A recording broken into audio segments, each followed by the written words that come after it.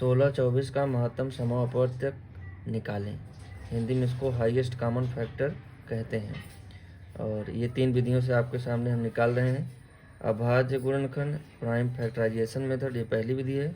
दूसरी विधि है भाग विधि डिवीजन मेथड। और तीसरी विधि है अपवर्तक के आधार पर फैक्टर मेथड।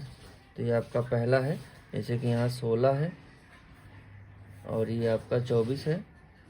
इन दोनों का हम प्राइम फैक्टराइजेशन मेथड, मतलब इसको हम अभाज्य गुणनखंड पहले करेंगे। क्या करेंगे? अभाज्य गुणनखंड। 24 का है जैसे ये, तो 2 से 2 बराबर में 24, 2 छके 12, 2 तिहाई 6 और 3 एकम 3। 16 का 2 अठे 16, 2 चौक 8, 2 दूनी 4, 2 एकम 2। यहाँ हम लिख ले रहे हैं 16 के अभाज्य गुणनखंड।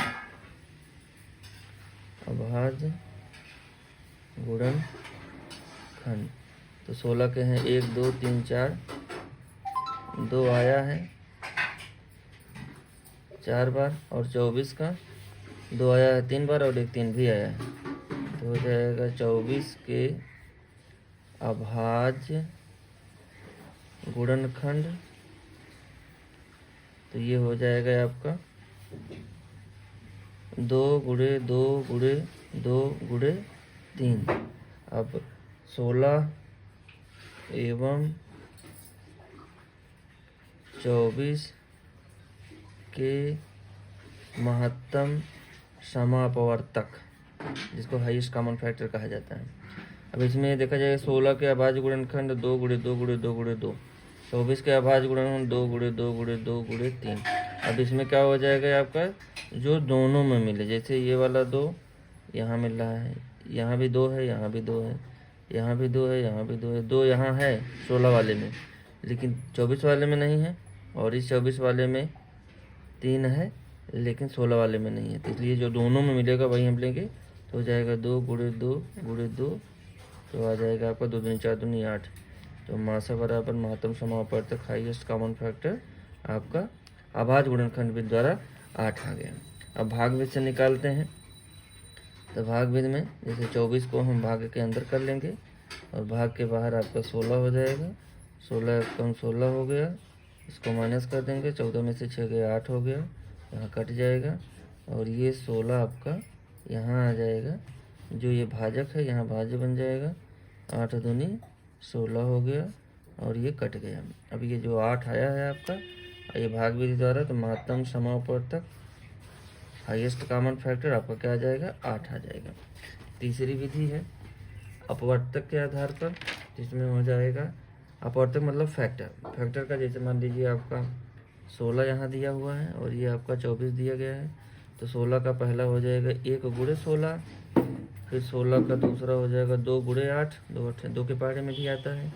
फिर 16 का 3 में आता नहीं है, फिर 4 चौक 16 हो जाएगा। और 24 का 1 गुणे 24 हो जाएगा, तब भी 24 हो जाएगा। फिर 24 का 2 गुणे 12 24 हो जाएगा। फिर 24 3 गुणे 8, तब भी 24 हो जाएगा। और ये 24 4 छके 24, 4 गुणे 6। अभी बढ़ते हुए 4 तक है, घटते हुए 6 तक है, 5 बच रहा है, 5 के टेबल में आता नहीं है। अब यहाँ हम लिखेंगे 16 के अपवर्तक, 16 के अपवर्तक। तो ये हो जाएगा 1 2 4, 1 2 4 8 और ये 6, इनसे कट जाएगा। सॉरी 16 है। और दूसरा हो जाएगा 24 के अपवर्तक,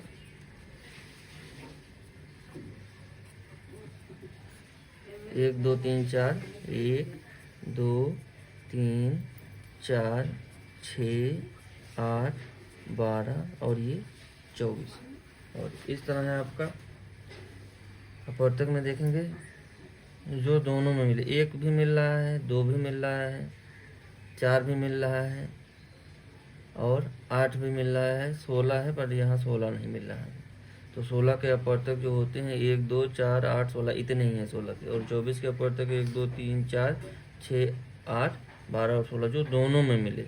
और जो दोनों में मिलने के साथ साथ जो सबसे बड़ा हो।